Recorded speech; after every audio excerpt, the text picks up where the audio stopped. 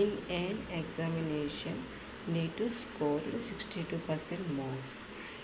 If the total marks in the examination are 600, then what are the marks obtained by NEET?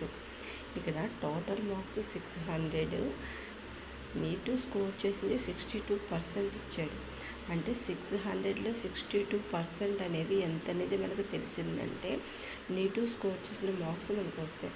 అంటే 600 of 62%, 600 into 62% అంటే 62/100.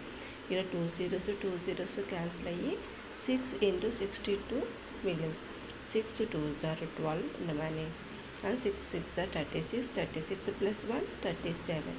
So 372 marks score చేసింది neat. Okay.